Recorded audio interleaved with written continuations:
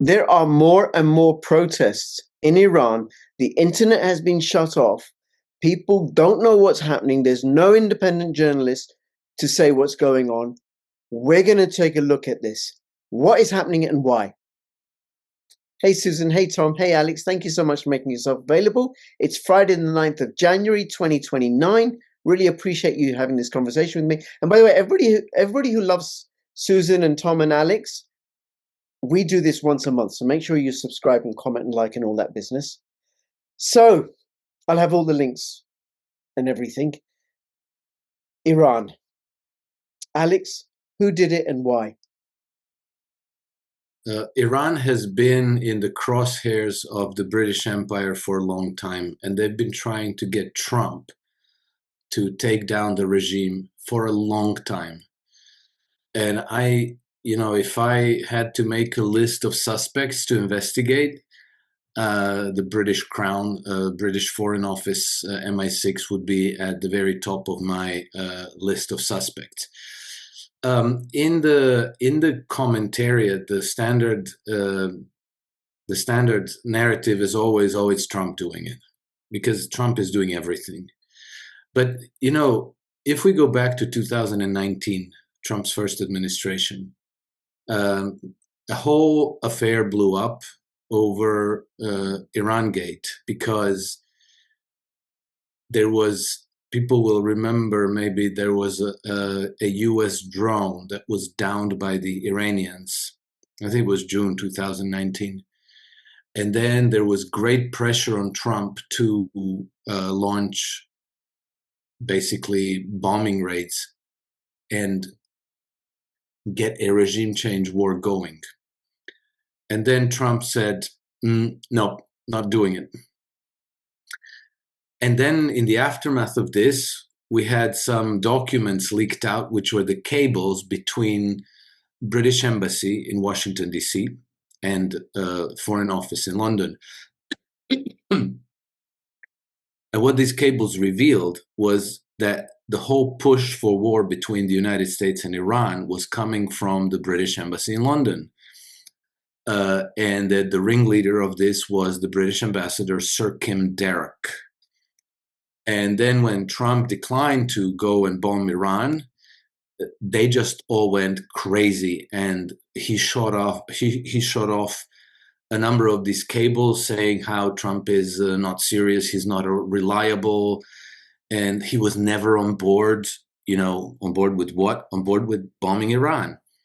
The people who were on board were people who were in the British, sphere of influence in the United States. And their idea was, they said, okay, Trump doesn't really want to do it, but we're going to flood the zone around him.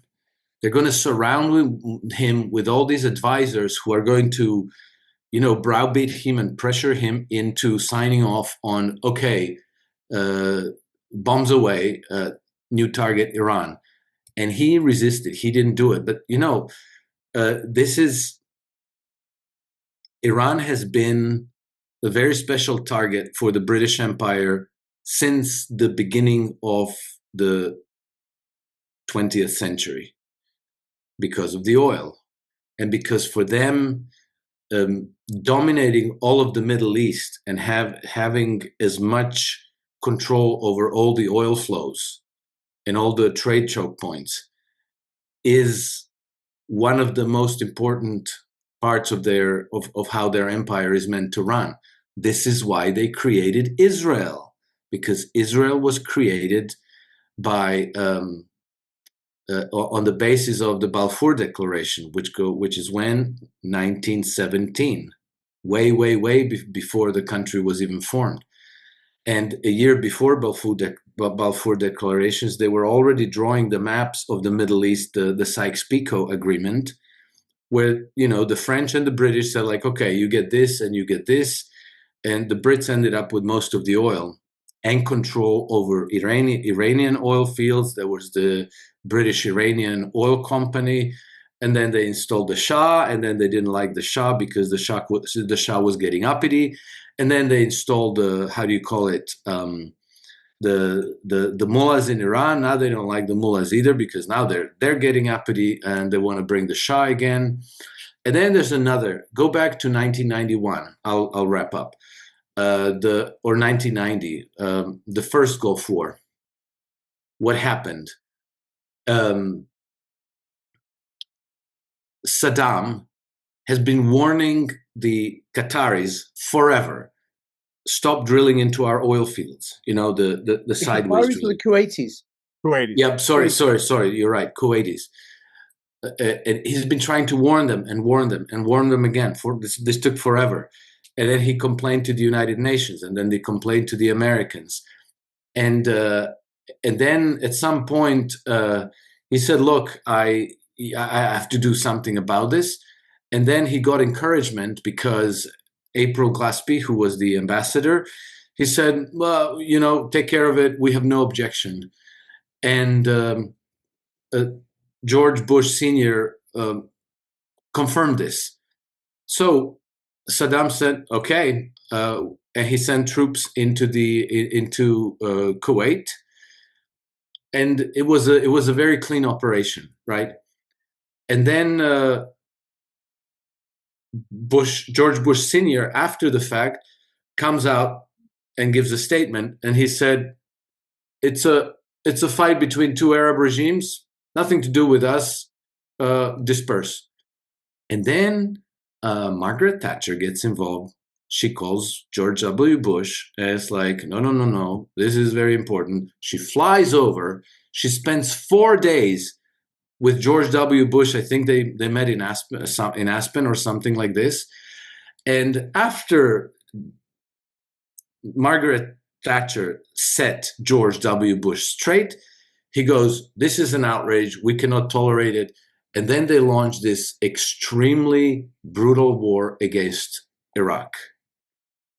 But they don't take Iraq. They withdraw after that, because this is the British modus operandi. They get the big dumb giant to clean things up for them, and then like, okay, now thank you very much. You're out of here. We're going to take it from here. And then they work through their, diplomats, through their MI6 people, NGOs, whatever, and they take control of a nation.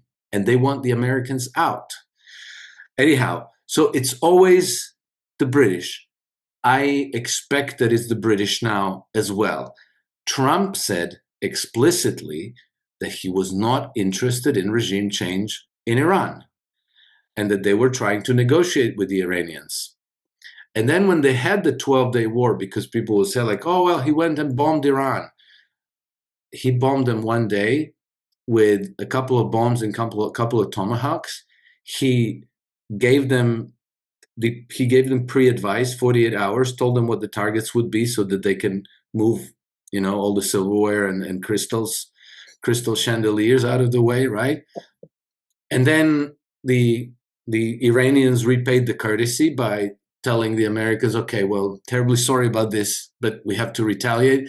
We're going to hit you there. So make sure you remove your, Steinway pianos and crystal glasses and all this." And then Trump thanked them for the courtesy, and that was the end of it. And then he said, the nuclear program is completely obliterated. And he insisted on this word, obliterated. Why? Because that nuclear program was the pretext for the regime change war. If you obliterated the pretext, then you no longer have the reason to go to war against Iran. So it's obvious that Trump's idea was not to go to war against Iran. And when he did go, he made such a big deal out of it that he said, "Okay, we're done here. Nuclear program bad. We completely pulverized it. Get on with the next thing." But the Israelis, the mad, vicious attack dog of the British Empire, and the British are keeping wanting to dethrone the Iranian government. And they are, they're activating their assets on the ground, triggering these protests, and we'll see where it goes. But 100% the British are on top of the list of suspects. Alex, I agree with you for a variety of reasons. I think the big one was, let's go back to the 12-day war. And right after it ended, we did a space, myself, Dexter White, and I did a space. One of the very rare times we do a Twitter space, right? And I had EM was in there and Halsey was in there. At some point, Stormy Waters wandered in and shot the bed and then walked out again. But we were all in there talking. And what I noted during the Q&A session, during that thing, was that everybody was now talking up. I had a variety of people come in and had been trying to schmooze their way into my orbit on Twitter and whatnot. And they all came in talking about Reza Pahlavi and how he was going to, that was the big thing. And I noticed it 2 or 3 times from 2 or 3 different people really trying to like push that narrative that way. And I'm like, I forgot all about this guy. Thank you. That's very interesting. Yada, yada, yada. And then I went back and I'm like, oh, that's obviously the British. Okay. So now where were we? If you watch, the minute these protests started getting any kind of fire, like they really started to like take off, and we noted a couple of things. One, a lot of the buildings that the protesters are hitting are all IRGC facilities. So that speaks to Ian Burlingame's "burn down the Devil's Legions" argument. Also goes to my version of the same thing, which says get rid of the foundation of evil that's underneath, where the mullahs are the figureheads for it. Just like Nicolas Maduro in Venezuela, the figurehead that everybody's supposed to hate. The real work is done by the intelligence services and the military and all the non-state foreign actors and or state foreign actors underneath. The IRGC is part of that. So we have to get rid of the axis of resistance. We're going to avoid World War III. We got to kill off all the armies that were built to fight World War III, right? And this is all a hard one for me. I didn't see the IRGC this way until probably right during the middle when I was watching the whole war work out the way it did. So we have that. The British are absolutely trying to overthrow at least take control of what's happening in Iran, so that they can do the meet the new boss same as the old boss routine, right? Because they tried to do that with Maria Machado in Venezuela, and then about a month ago she had to fuck off on a boat and get out of town because that was not going to happen. And the minute Trump moved, now let's talk about this. The minute Trump moved Maduro out in Venezuela, we saw a flood of people talking about how he's going to bring Maria Machado in and and this is going to be the WEF is taking over. And it's the whole, to go back to our other video, the whole David Icke style slop of not trusting Trump about anything, yada, yada, yada. Doesn't matter what it is. It's all bullshit. It all came directly from the British. And then Trump comes out like 2 hours later and says, Maria Machado, she's really nice, but she's not fit for command in Venezuela. Delcy Rodriguez is going to take over and will support all of this. Well, the same thing was going on with Reza Pahlavi 3 days ago, earlier in the week. And then Trump came out last night and he's a really nice guy, but I don't think he's I don't think he's man for the job. You know what I mean? So clearly. Yeah, he was asked, are you going to meet with him? And he said, I don't think that's appropriate at this time. Right. So my point being is that you're seeing this over and over and over again. Every time Trump pushes a back and then makes ground, they immediately try to come in and control the narrative to shape it and push it. And it doesn't work. And he's right on top of it. He lets it percolate for about 12 to 24 hours and then stops it dead cold. And that, by the way, my friends, is how you break apart all these arguments that Trump is just acting on behalf of all these people. And we're seeing it, and you can see it everywhere now. It doesn't matter what we're talking about. Every time he makes a big policy statement, within 12 hours, we see a flood of counter-Trump ideas or bad ideas that look like they're smart, but they're really stupid. And then he comes out and says something, 50-year mortgages. I can go back to the 50 mortgage thing. It doesn't matter what it is. The Fannie and Freddie thing, everything, they're doing it all. So that's the operative at this point. So I'll come to you in a second, Susan. So yeah.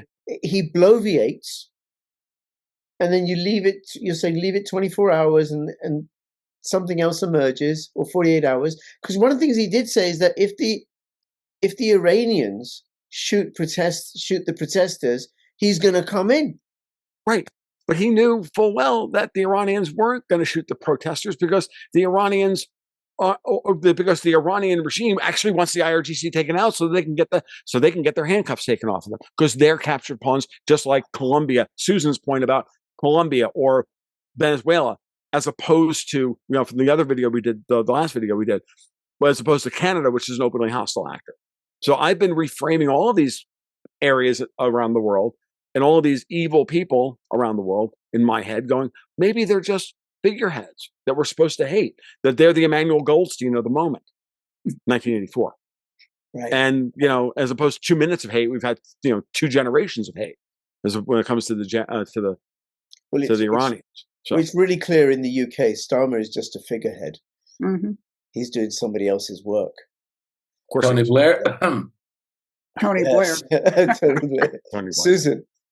Well, I mean, I want to go back to what Alex was saying, but I want to take it back even further, which is Mossadegh in the 1950s, right? Where you actually had a national regime in Iran, which was committed to developing Iran for the benefit of the Iranian people. And he was brought down by the British and the French and the Dulles brothers. I mean, if you read, any serious biographies of Eisenhower, he was completely sandbagged on this. He did not agree with this, but he did go along with it, whether he went along with it or whether he was dragged into it.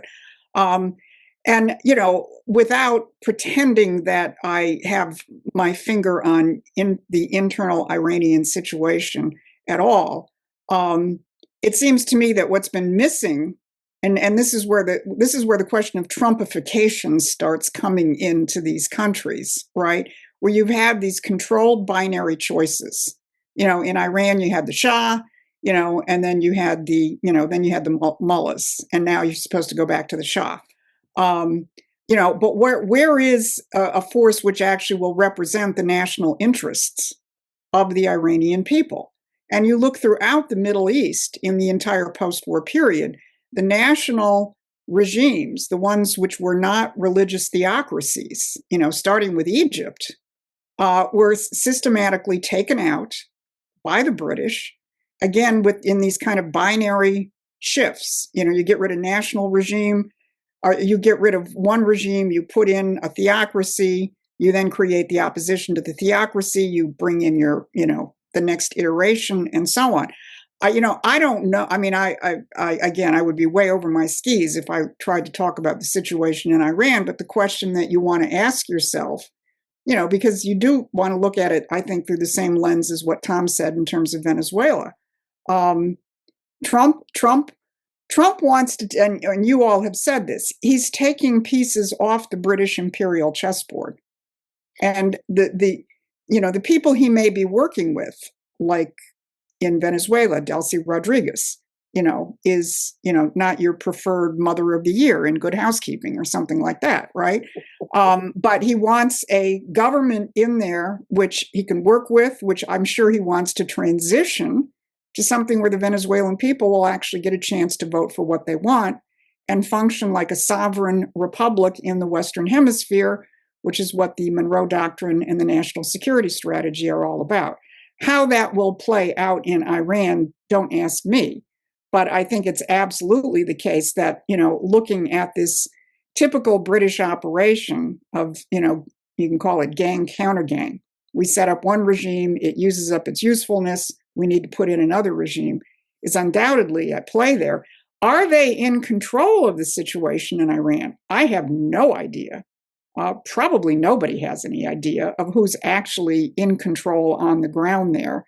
And, the factor is going to be the Trump factor and how he's going to play this through. But it's, it does strike me the parallel between Machado and Pahlavi, and that Trump is being urged, oh, isn't she great? Don't you want to meet with her? She wants to give you the Nobel Prize. I mean, Hannity was doing that dance yesterday.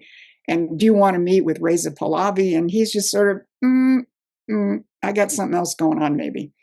One of the things I was thinking about, Susan, just to add to your point about is who's in control of what's happening in Iran. I don't think anybody is. I think there's two competing factions. I think the British are trying to overthrow the mullahs. And I think that there are other forces on the ground, populists and other organic forces on the ground trying to, and not necessarily all organic forces on the ground trying to take out the axis of resistance. And I think this is actually a civil war in that respect. And then the people, of course, are.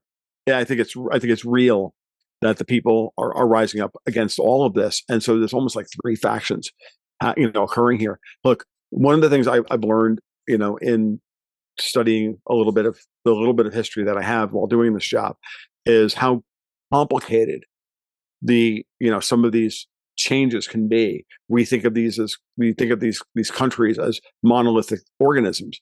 One of the things I've learned, is, hey, there are always multiple factions running around during a power vacuum.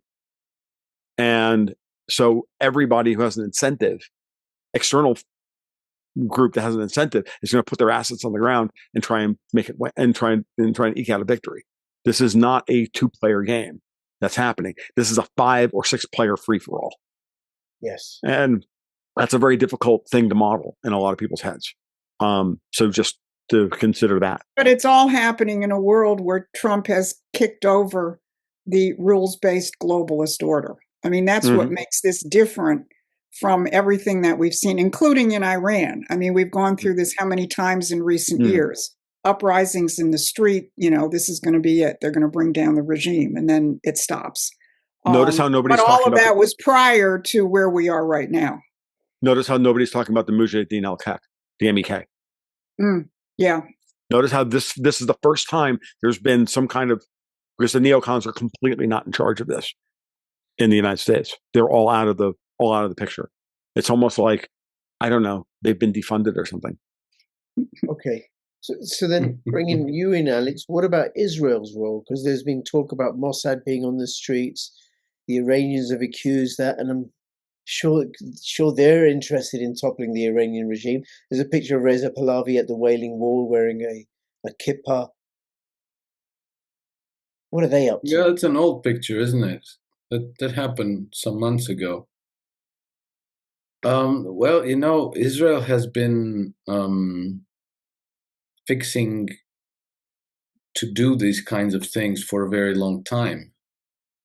And I think that they have full cooperation of intelligence agencies in the West, like German, American, MI6, probably to a largest extent the Indians are helping. So they have, they have all the world's technologies at their disposal, all the best,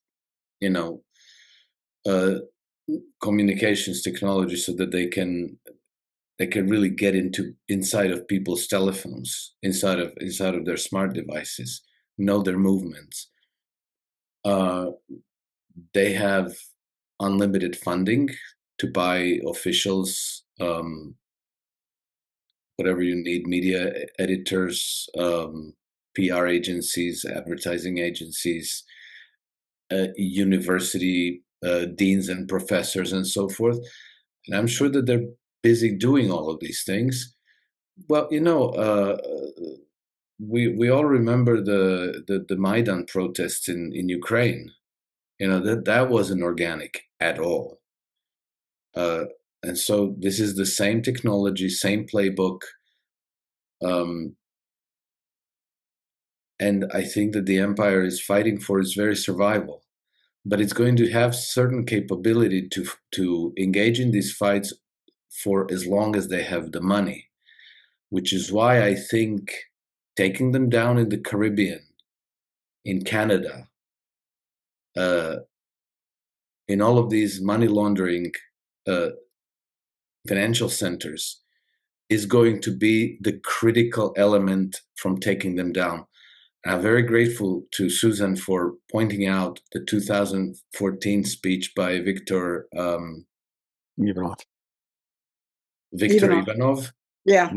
Because that kind of indicates that the United States and Russia have the same enemy in their crosshairs, and they know exactly what they're doing. And so do you guys remember in August, after the Alaska summit, Trump posted on his Truth Social page a picture of himself and the thing said, hold on, the world will soon understand. Nothing can stop what's coming. And then in his left hand, there's a Q plus, and behind him is like the whole planet kind of on fire. And we didn't know what that was.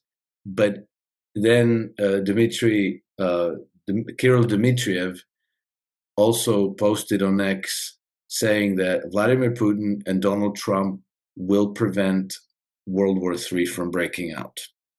That all happened in the aftermath of Alaska. And then just a few weeks ago, 2-3 weeks ago, we had Kirill Dmitriev in Florida meeting with Witkoff and other US officials, and they were all practically high-fiving and everything great.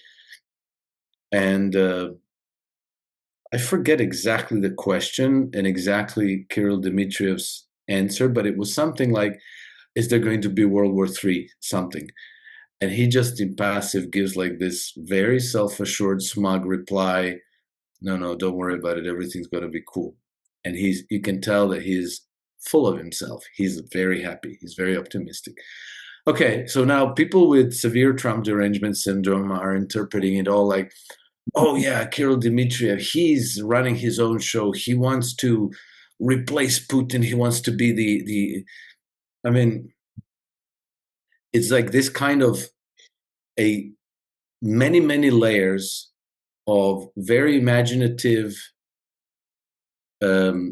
paranoid imagination that lead people to these interpretation where everything that's ahead of them, everything that's in front of them, is something completely different, because they refuse to even entertain the possibility that Trump's for real. I mean, maybe he is, maybe he isn't, but the possibility that he is not only plausible, it's somewhat likely, but they refuse it. Anyhow, I think it's good to talk about it, because we might be in for good surprises, and people shouldn't lose their minds. I agree, Alex. And it's funny. When you start dealing, when what you're talking about there, the phenomenon you're talking about really is something that I've run into my entire life. So I'm sure Susan's run into it her entire life, trying to move people politically off of a well-honed and imprinted belief about a particular thing. And once they're in that mode, it's almost impossible to move them. I mean, Rich, I think you and I have talked about this, in terms of like the family dynamic and and all of that, and all of these things that are operative here. And the best you can do is just keep saying calmly and without fanfare, no, everything's fine. It's not 40. This is not 400D chess. This is just basic, everyday statecraft by other means. Trump doesn't. The thing that I think is that trips people up about Trump is that he's not a statesman. In the standard rules of statecraft, he's not, and that drives people insane, because they think that there's supposed to be all these, Queensberry rules about how diplomats talk to each other. Trump doesn't work that way, and that's a risk. And we're talking about risk-averse people, and I think that, and I know the reason why, people can have maximum or high anxiety about this, to invoke the Mel Brooks, is because we're dealing with nuclear powers, and everybody wants to catastrophize and borrow trouble from the future by saying, oh, if Trump makes a misstep publicly here, that's going to lead to an insult here, which will lead to this, which will lead to this, which will, we'll wind up with mushroom clouds. And I see that all across the commentary space. And I see it from people who I know are more level-headed than that. I've had long conversations. I'm not going to name names. I've had long conversations with all of them. And I'm like, why are you borrowing trouble? Now, I know you're anxious, but why are you borrowing trouble? Actually, what's happening here is just a different form of statecraft. And the private conversations that are happening behind the scenes, if you don't think that Putin and Trump have had that conversation where, Trump said to Putin, "Look, Vladdy, my boy, don't worry about it. I'm just going to say some dumb shit. That's for the cameras." And Medvedev is going to say some dumb shit on behalf Exactly. of Putin. And then Medvedev says it right. Putin and Vance are going to say some smart shit. Yeah, right. And trust me, I have to like talk Dexter White off the freaking ledge about every time that Medvedev gets a hold of his Twitter account and starts drunk tweeting. Like I do. I'm like, stop it. It's not real. It's no more real than the Trump crazy. Well, did you catch in the Hannity interview yesterday when they were talking about the Russian tanker? I don't watch Hannity. He makes me sick. Oh, well, he interviewed Trump, so I watched it to see what Trump said, right? He asked Trump, "Have you talked to Putin about this?" And Trump said, "I'm not going to say." So that's pretty much a yes. There you go. That's pretty much a yes. The answer, that's pretty much a yes. Yeah. Now, just on that tanker, because when I first saw the headline, Tom, I would have needed you to talk me off the ledge, right? Right? I get like that. But I did record a video with retired Air Force General Blaine Holt and ex-Green Beret Special Ops vet Ian Burlingham, and we talked about that and what that was about. And one of the things I just want to tease people, and we're going to finish up, and there's a point that I want to make, which is that what Blaine Holt said is that the tanker was floating too high to be oil. And then people have said comments, "Oh, it was gold." Are you kidding? Gold's even heavier. So there was something. Why would else you put gold in a tanker? I mean, what sense is that? It would sink. But that. And by the way, Rich, that was an excellent interview. I don't watch many things out there, but that I watched that one because EM and Blaine Holt together are a particularly good pair. I told Blaine this the other day before I had him on the podcast. I'm like, you guys together, I learned so much about the basic logistics. Because the best part about Blaine, knowing, is that he's done actual, honest to God, Air Force logistics for NATO and knows all of this stuff and how it all operates in a way far more than even EM understands. It's all, so that's his particular area of expertise and talks about it with authority. And then the fact that, he's as hip about all of this stuff as we are, it's all good. Absolutely. And one of the things I just want to finish up with this point, which is, I appreciate about all three of you and the other guests on my channel. And I suppose it's the nature of the conversations that I have with people. And Susan, I didn't study Socrates or anything, right? I went to a comprehensive and a medium level university to learn about social work, but I do know a little bit about dialectic, the ability to hold an issue at arm's length and then consider it from different angles. And schools don't teach it. So what we're dealing with are many, many people who just look at something this way and that's it. And this is an invitation for people to engage, to discover about dialectic, engage in dialectic, subscribe, comment, like. We will be back. Before we end, let me mention one image because I think it'll tie a lot of this together, including what Tom was talking about, people that you just feel like you're beating your head up against the wall. There's a wonderful image from Plato's Republic. It's called the Parable of the Cave. And he tells this, right? He tells this, he drafts this image of people who are chained to a bench in a cave, facing the back of the cave. There's illumination behind them. All they can ever see is the shadows on the wall. And they think that's reality. And that's what you're dealing with a lot of the time. That people are just looking at the shadows that are presented to them, whether it's the media, whether it's, the way people are taught pretty much everything these days.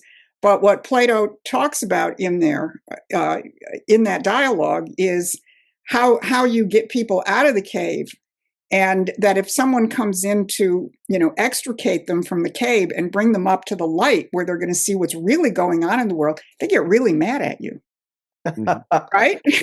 Yep. Been there. They really do. Yeah, no, the cave is a very it's time to exit the cave and become fully actualized humans. Yeah, and that takes being willing to consider other hard points of view and stuff. Like Alex, when the video you and I recorded earlier on this week, you started with, "Well, I don't know what's going on." All right, well, that's the end of that conversation. And this is what I always value about chatting with Alex, is because he's always so open to some of the crazy shit that comes out of my mouth, and he goes, maybe. And then sometimes he pushes back, and some other times he goes, "Oh my God!" And it's always fun, and that's the way it should be. I mean, and sometimes I hold stuff, and I told Alex that I hold stuff back in order to like bomb him with it, just to see what he does with it, because it's always so much fun. It is. It makes these conversations so much fun. All right, guys, I'll have all the links in the description below. People can follow them, and please, I do appreciate all the comments. I really, really do. Thank you so much, everybody, and thank you for watching, and thank you, you three. See you again soon. All the best. Bye-bye.